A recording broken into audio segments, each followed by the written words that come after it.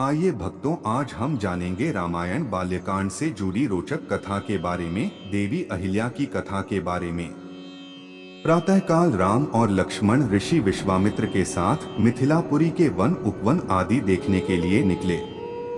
एक उपवन में उन्होंने एक निर्जन स्थान देखा। राम बोले, गुरुदेव, यह स्थान देखने में तो आश्रम जैसा दिखाई देता है, किंतु क्या कारण है कि यहाँ कोई ऋषि या मुनि दृष्टिगोचर नहीं हो रहे हैं। इस पर विश्वामित्र जी ने कहा, यह स्थान कभी महात्मा गौतम का आश्रम था। वे अपनी पत्नी अहल्या के साथ यहाँ रहकर तपस्या करते थे। एक दिन गौतम ऋषि की अनुपस्थिति में इंद्र ने गौतम के वेश में आकर अहल्या से प्रणययाचना की। यद्यपि अहल्या ने इंद्र को पहचान लिया था, तो भी यह सोचकर कि मैं इतनी सौंदर्यशाली हूँ कि देवराज इंद्र स्वयं मुझसे प्रणययाचना कर रहे हैं, अपनी स्वीकृति दे दी। जब इंद्र अपने लोक लौट रहे थे, तभी अपने आश्रम को वापस आते हुए गौतम ऋषि की दृष्टि इंद्र पर पड़ी। उस समय इंद्र उन्हीं का वेश धारण किए हुए था।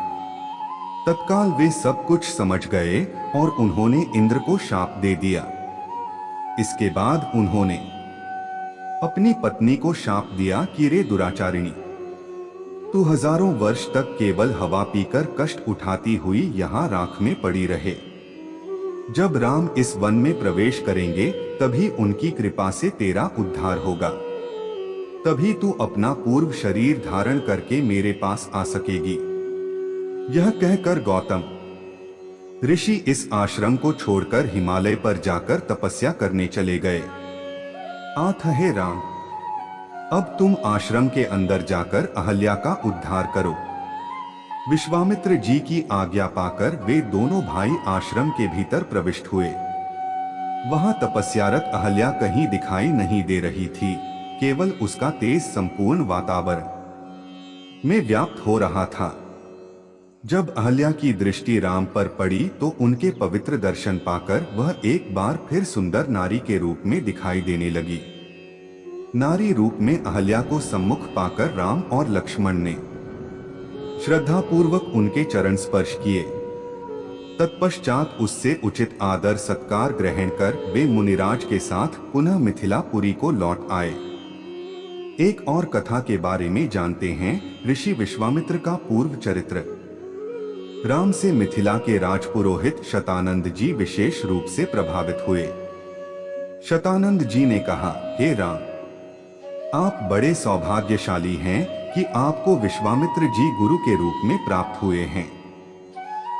वे बड़े ही प्रतापी और तेजस्वी महापुरुष हैं।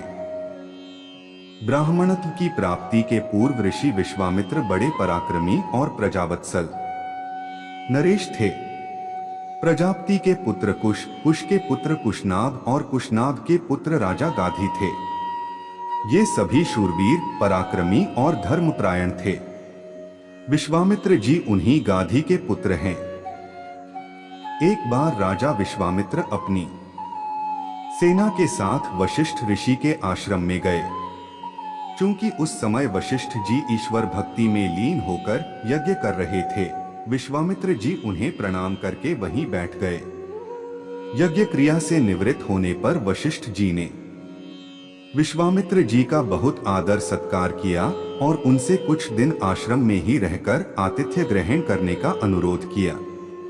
इस पर यह सोचकर कि मेरे साथ विशाल सेना है और सेना सहित मेरा आतिथ्य करने में वशिष्ठ जी को डोट कष्ट होगा, विश्वामित्र जी ने नम्रता पूर्वक विदा होने की अनुमति मांगी। किंतु वशिष्ठ जी के अत्यधिक अनुरोध करने पर थोड़े दिनों के लिए राजा विश्वामित्र को उनका आतिथ्य स्वीकार करने के लिए विवश होना पड़ा। राजा विश्वामित्र के आतिथ्य स्वीकार कर लेने पर वशिष्ठ जी ने कामधेनु गौ का आह्वान किया और उससे विश्वामित्र तथा उनकी सेना के लिए 6 प्रकार के व्यंजन तथा समस्त प्रकार की सुविधाओं की व्यवस्था करने की प्रार्थना की। उनकी इस प्रार्थना को स्वीकार करके कामधेनु गौ ने सारी व्यवस्था कर दिया। वशिष्ठ जी के अतिथि सत्कार से राजा विश्वामित्र और उनके साथ आए सभी लोग बहुत प्रसन्न हुए। कामधेनु गौ का चमत्कार। देखकर विश्वामित्र के मन में उस गौ को प्राप्त कर लेने की इच्छा जागृत हुई और उन्होंने वशिष्ठ जी से कहा कि ऋषिश्रेष्ठ, कामधेनु जैसी गौ तो किसी वनवासी के पास नहीं वरन राजा महाराजाओं के पास ही शोभा देती है। अतः आप इसे मुझे दे दीजिए। इसके बदले में मैं आपको सहस्त्रों स्वर्ण मुद्राएं दे सकता हूं। इस पर वशिष्ठ जी बोले कि राजन, यह गौ ही मेरा जीवन है और इसे मैं किसी भी कीमत पर किसी को नहीं दे सकता। वशिष्ठ जी के इस प्रकार कहने पर विश्वामित्र ने बलात् उस गौ को पकड़ लेने की आज्ञा दे दी और सैनिकगण उस गौ को डंडे से मार मार कर हाँकने लगे। कामधेनु गौ ने क्रोधित होकर अपना बंधन छुड़ा लिया और वशिष्ठ जी के पास आकर विलाप करने लगी। वशिष्ठ जी बोले कि हे कामधेनु, मैं इस राजा को शाप भी नहीं दे सकता क्योंकि यह राजा मेरा अतिथि है और इसके पास विशाल सेना होने के कारण इससे युद्ध में भी विजय प्राप्त नहीं कर सकता। मैं अत्यंत विवश हूं। वशिष्ठ जी के इन वचनों को सुनकर कामधेनु ने कहा कि हे ब्रह्मर्षि, क्या एक ब्राह्मण के बल के सामने क्षत्रिय का बल कभी श्रेष्ठ हो सकता है? आप मुझे आज्ञा दीजिए, मैं एक क्षण में इस क्षत्रिय राजा को उसकी विशाल सेना सहित नष्ट कर दूंगी। कोई अन्य उपाय न देखकर वशिष्ठ जी ने कामधेनु को अनुमति दे दी। आज्ञा पाते ही कामधेनु ने योग बल से पहना सैनिकों की एक सेना उत्पन्न कर दिया और वह सेना विश्वामित्र की सेना के साथ युद्ध करने लगी। विश्वामित्र जी ने अपने पराक्रम से समस्त पहनव सेना का विनाश कर डाला। इस पर कामधेनु ने सहस्त्रों शक, हूं, बर्बर, यवन और काम्बोज सैनिक उत्पन्न कर दिया। जब विश्वामित्र ने उन सैनिकों का भी वध कर डाला तो कामधेनु ने मारक शस्त्रास्त्रों से युक्त अत्यंत पराक्रमी योद्धाओं को उत्पन्न किया, जिन्होंने शीघ्र ही राजा विश्वामित्र की सेना को गाजर मूली की भांति काटना आरंभ कर दिया। अपनी सेना का नाश होते देख विश्वामित्र के 100 पुत्र अत्यंत कुपित हो वशिष्ठ जी को मारने दौड़े। परिणाम यह हुआ कि वशिष्ठ जी ने उनमें से एक पुत्र को छोड़कर शेष सभी को भस्म कर दिया। सेना तथा पुत्रों के नष्ट हो जाने से विश्वामित्र बड़े दुखी हुए। अपने बचे हुए पुत्र का राजतिलक कर वे तपस्या करने के लिए हिमालय की कंदराओं में चले गए। वहां पर उन्होंने कठोर तपस्या की और महादेव जी को प्रसन्न कर लिया। महादेव जी को प्रसन्न पाकर विश्वामित्र ने उनसे समस्त दिव्य शक्तियों के साथ संपूर्ण धनुर्विद्या के ज्ञान का वरदान प्राप्त कर लिया। इस प्रकार संपूर्ण धनुर्विद्या का ज्ञान प्राप्त करके विश्वामित्र बदला लेने के लिए वशिष्ठ जी के आश्रम में पहुंचे। वशिष्ठ जी को ललकार कर उन पर अग्निबाण चला दिया। अग्निबाण से समस्त आश्रम में आग लग गई और आश्रमवासी भयभीत होकर इधर उधर भागने लगे। वशिष्ठ जी ने भी अपना धनुष संभाल लिया और बोले कि मैं तेरे सामने खड़ा हूँ, तू मुझ पर वार कर। आज मैं तेरे अभिमान को चूर चूर करके बता दूंगा कि क्षात्र बल से ब्रह्म बल श्रेष्ठ है। क्रुद्ध होकर विश्वामित्र ने एक के बाद एक आग्नेयास्त्र, वरुणास्त्र, रुद्रास्त्र, ऐन्द्रास्त्र तथा पाशुपतास्त्र एक साथ छोड़ा, जिन्हें वशिष्ठ जी ने अपने मारक अस्त्रों से मार्ग में ही नष्ट कर दिया। इस पर विश्वामित्र ने और भी अधिक क्रोधित होकर मानव, मोहन, गांधर्व, जूम्भन, दारण, वज्र, ब्रह्मपाश, कालपाश, वरुणपाश, पिनाक, दंड, पैशाच, क्रौंच, धर्मचक्र, कालचक्र, विष्णुचक्र, वायव्य, मंथन, कंकाल, मूसल, विद्याधर, कालास्त्र आदि सभी अस्त्रों का प्रयोग कर डाला।